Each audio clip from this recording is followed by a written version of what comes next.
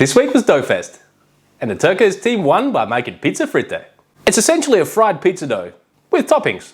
So the hardest thing about this dish is actually gathering all the cured Italian meats that goes into the Salumi XO. Also, acquiring a sourdough starter. Now I'm lucky enough, there's a shop just around the corner from where I live that sells sourdough starter. But, you know, if you can't buy one, you're gonna have to make one. And that's gonna take about a week of preparation just to make this. Alternatively, you could just make a normal pizza dough with yeast and fry that up. Will it taste the same? Probably not, but at least you can do it the same day. So I've got to turn my microphones on for the start of this video. But what I'm doing here is adding some flour and salt to my stand mixer bowl, give it a mix so I don't kill my sourdough starter, which I add in next. Then I'll put some warm water in there, and also add a tablespoon of dried yeast and some olive oil. As your dough starts coming together, you can start increasing the speed. About halfway through the kneading process, as you can see, it's all coming together. I like to come in, just get everything scraped down off the sides of the bowl to make sure everything in here is getting incorporated. So I'll scrape down off the hook.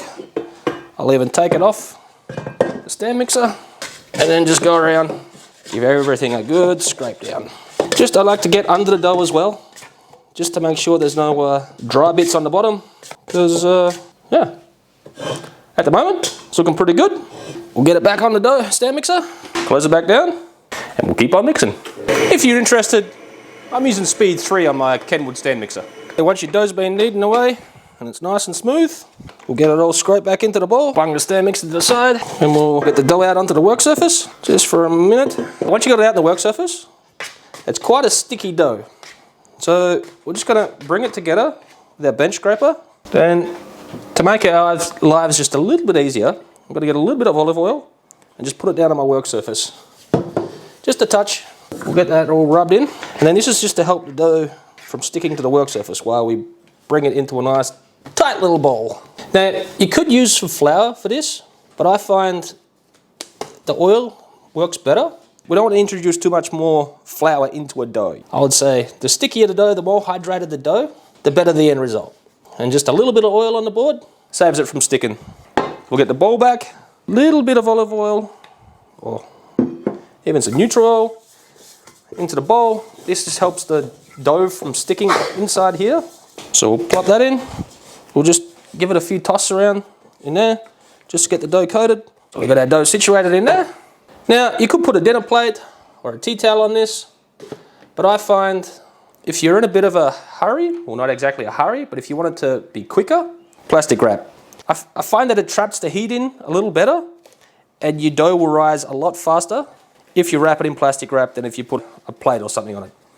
Now, if you put a cloth on it or a dinner plate, it also works.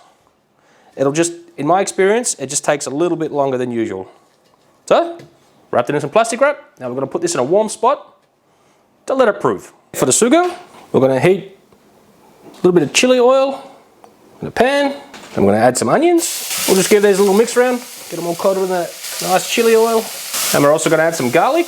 And something that's a little bit different at the moment, we're going to add the basil leaves straight in right at this time. Usually, basil leaves go in a little bit later on in the cook, but just add them all in with this. All right, then we'll just cook this down for a few minutes on a medium heat, just to get the onions and everything all nicely softened up.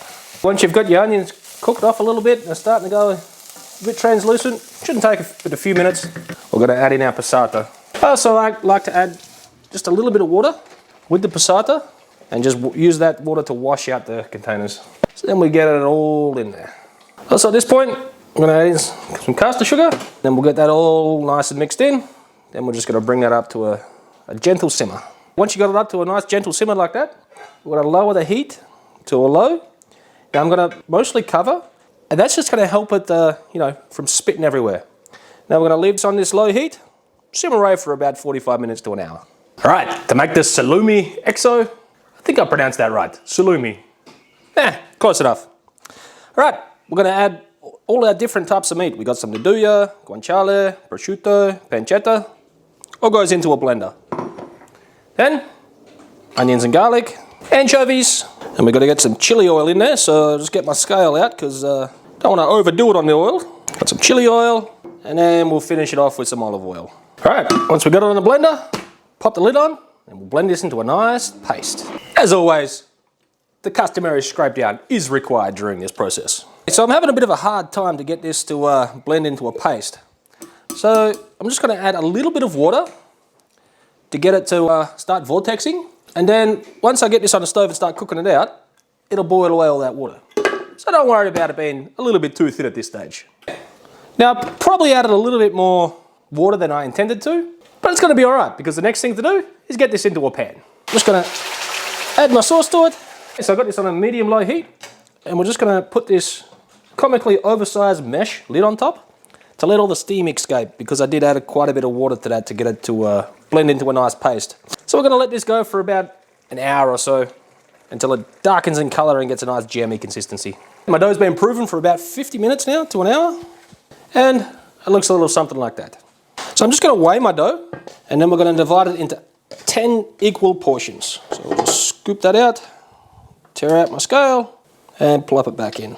My dough weighs 950 grams, so I'm going to divide that by 10. Alright, to help with the sticking, I'm going to use the old little bit of oil on the board trick. We'll just get that all rubbed in, plop it out, get my scale in the picture, and we're just going to start portioning these out into my 95 gram bowls. But if your dough was heavier or lighter, just take whatever your grand total was and divide it by 10. Once you're going to portion out, you're going to get a little tray, you're going to put a little bit of oil in the bottom, and get that all zhuzhed around in there. Also, make sure you get it up the sides too, because once these doughs start to rise, they're going to spread out and they may touch the side. And the last thing you want to do is have them all nice and proved and then it gets stuck to the side. So, make sure you get those edges as well. Alright, then simple enough. You're just going to roll these into a nice little bowl, just like that. Plop them in your tray. And once you've got them all in your tray, we're just going to cover them up with a bit of plastic wrap. But we want to put a bit of oil on there, so we'll just hold this up in the air, like that. Give it a bit of a spray. And then we'll plop that on. Now, because it's summertime here in Austria, and I'm making these in the morning, I'm going to stick these in the fridge till later on this afternoon, because I'm going swimming. Once your sugo's been bubbling away on the stove for about an hour there, and it's reduced, and it looks a little something like this, it's ready. Alright, once your Salumi XO sauce has cooked right down and darkened in colour like this, it's ready to go. Here we are, a few hours later. Now I've had these chilling out in the fridge, and I'm only going to be cooking up half of these now. So I'm going to transfer 5 dough balls into another dish I've got lightly oiled, and then I'll leave those in the fridge overnight. It won't hurt the dough at all to leave them in the fridge overnight. It'll actually probably make them a bit better. So, we'll just go and transfer half these. We'll just cover them up with some plastic wrap. These ones are going to stick back in the fridge, and these ones we're going to leave out at room temperature to get the chill back off of them while we finish off the last component to this dish. So the next thing to do is get some dollop cream. Now, I've never actually seen it in the shop in Austria. I couldn't find any. So we'll make some. It's quite easily. I have some 36% fat cream that I'm just going to whip into very soft peaks. This is what you're looking for. Something just before stiff peaks. And then we'll transfer this over into another bowl. And then we'll finish off this next component. To your buffalo mozzarella, you're going to add some thickened cream and some of that dollop cream that we just made. So we're going to bung that in, and then we're just going to mix all that together. All right, now you just want to set it back in the fridge till you're ready to use it.